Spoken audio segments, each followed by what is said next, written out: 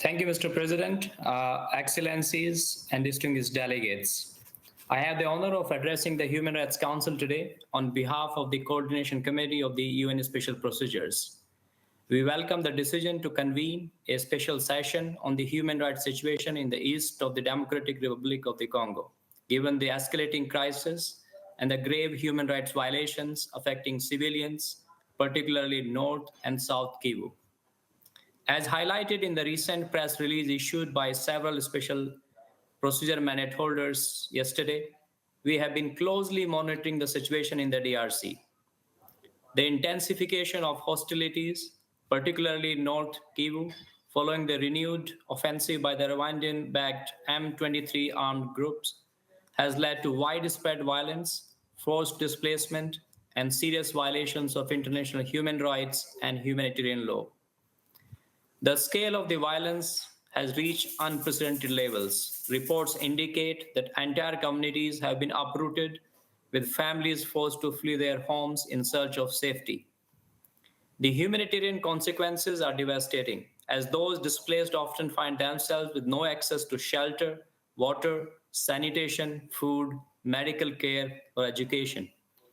Women and children are particularly at risk, facing heightened exposure to gender-based violence and trafficking for purposes of sexual slavery. We are also concerned at the devastating impact on children, who are at serious risk of all six grave violations against children in armed conflict. In recent weeks, over 700,000 individuals have been displaced due to these hostilities, adding to the already staggering figure of 6.7 million internally displaced persons in the DRC, as also mentioned by the High Commissioner. The indiscriminate bombardment of densely populated areas, including displacement camps, has resulted in mass civilian casualties and triggered panic and forced returns under unsafe conditions. There are also reports of summary executions and civilians being subjected to forced conscription and labor. Reports indicate that M23 movement has systematically dismantled displacement sites in areas under its control, forcing individuals to return to their areas of origin without guarantees of safety or dignity. Thus, displacement sites, which should offer refuge, have instead become sites of renewed violence. Hospitals in the region are overwhelmed, struggling to cope up with the influx of injured civilians amid shortage of medical supplies, personal and essential medicines. Moreover, humanitarian access to conflict-affected areas remains severely restricted, with aid workers facing security threats, looting of relief supplies, and targeted attacks on humanitarian facilities.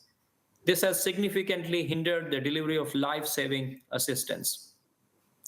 The collapse of infrastructure in affected regions has severely disrupted essential services, including education and healthcare. The destruction of medical facilities has left countless individuals without access to urgent medical care.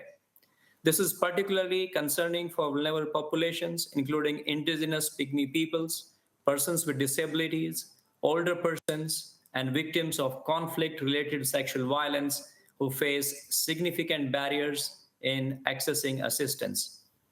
Mr. President, we reiterate our urgent call for all parties to the conflict to adhere to their obligations under international humanitarian and human rights law.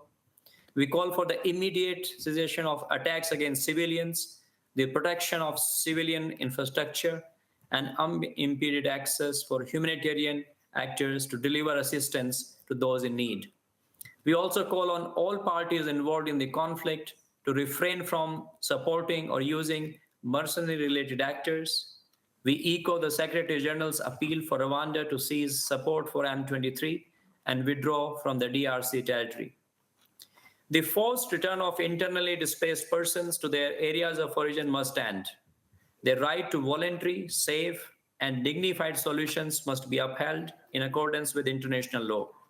Equally, the targeting of human rights defenders, ethnic minorities, journalists, and humanitarian workers must stop.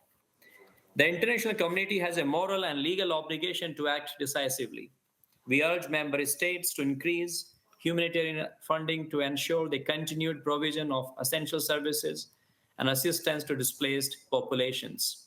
In addition, coordinated diplomatic efforts must be intensified to support peace negotiations and to hold accountable those responsible for violations of international human rights and humanitarian law.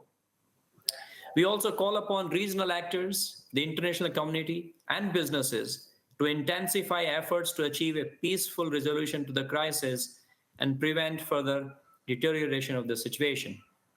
Finally, we stress the need for independent investigations into all reported human rights violations, including attacks on civilians, sexual and gender-based violence, and other abuses perpetuated during the conflict.